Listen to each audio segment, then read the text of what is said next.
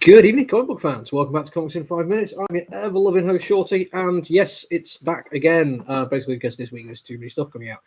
So I'm doing Extra Review, and I'm doing Human Target. Now, kind of like I did Rush the other day when I was basically saying, oh yeah, that one's got basically a creative team that I love, a company that I really like, and two of my favourite genres mashed together, so I was kind of biased for it, and I was very upfront about that from the get-go. Slightly different story with this one. First off, I do like Tom King.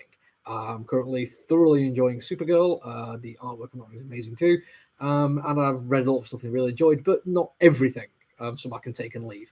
And it's a genre. I'm not particular. Yeah, of course I did both. Sorry. I had enough time.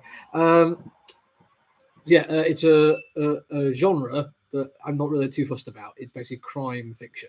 And I've read a few things along these lines, and sometimes I can enjoy them because they do things with it. Sometimes I can just read them and they kind of wash over me. The Bad Mother, for instance, from AWA, I really quite enjoyed, but that's kind of an outlier.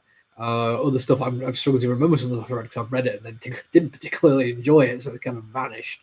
This one kind of has a little bit of a different feel to it because it's going through the genre of superheroes. It's a DC comic. Black label or not, it still literally involves Batman. So, it's going to be a bit different. Artist-wise, we've got Greg Smallwood, who's a decent artist. I'm certainly not going to complain about the work he's put into this one. There's some rather wonderful, clean, crisp bits of artwork. It's not usually my cup of tea, but here it feels really genuine. It feels like it's the perfect thing to do. The box out narration for a lot of it feels very crime fiction focused. Thinking The Good Asian for a lot of that one, but this one, if anything, does feel slightly better written because let's face it, genre or not, or sometimes you do stuff, it's not my cup of tea. You cannot take away from the fact that Tom King can write really good dialogue. Even when it's internalized and it's basically just a narration, it still feels great just to sit and read it. I don't even have like any other voice in my head for it. It just feels pure. It's brilliant. And it's great because it's kind of messed up a little bit in the time structure of it. And that's mostly what this review is going to be about, because this comic is playing with time a little bit.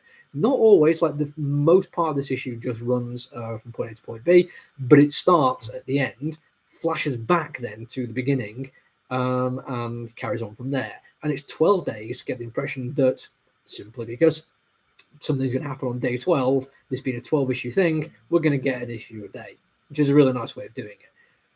I like that kind of structure. I like that it's a little bit predictable. I like a lot when creators come out and say, we are going to do X number of issues. Don't get me wrong, sometimes I'm amazed when they don't do that. Kieran Gill and Dan Mora doing Once in the Future was supposed to be 6 issues. I was very happy they carried that on. It does not feel at all like it's just extra stuff plastered onto the end to sell more copies and make more money. It feels like they actually had a story to say, and 6 issues is a bit short, so they were very happy to get it added on. This isn't that.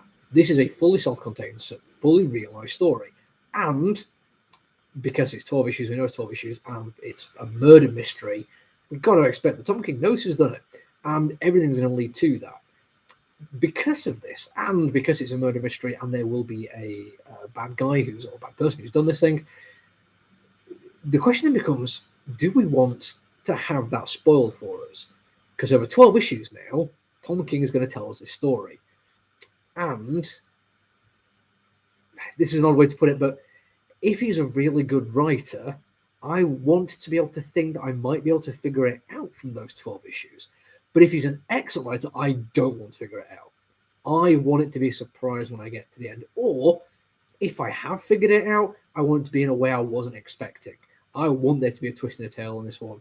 Another crime one I read that jumped into my head by Tom Hill, sorry, not Tom, Joe Hill, Dying is Easy, which has like 3 twists in the tail. So when you think you figured it out, you haven't, the character hasn't either, and that adds an extra dimension to it. I think if you can do crime fiction, you can do it that way, and it could work really well.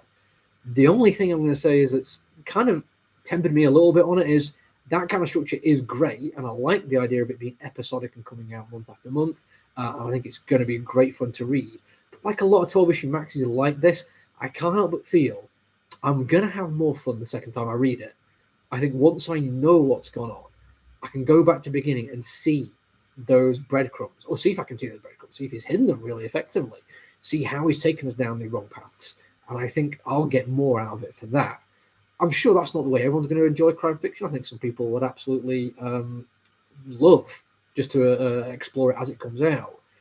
But I'm not sure that's exactly what I want from it. Who knows? I'm certainly going to enjoy reading it, but as I say, I might get more from my second reading. That's it for today. I'm going to come back tomorrow. I've still got like 2 or 3 I could choose to review. I think I'm going to go for a double Aftershock today, though, because I've got Heathens on my pull list. And there is at least, I think, Cross the Bear by the same company. So I couldn't do both of those tomorrow. So it's going to be full on Aftershock fun and games. Until then, everyone, look after each other. Stay safe. Bye.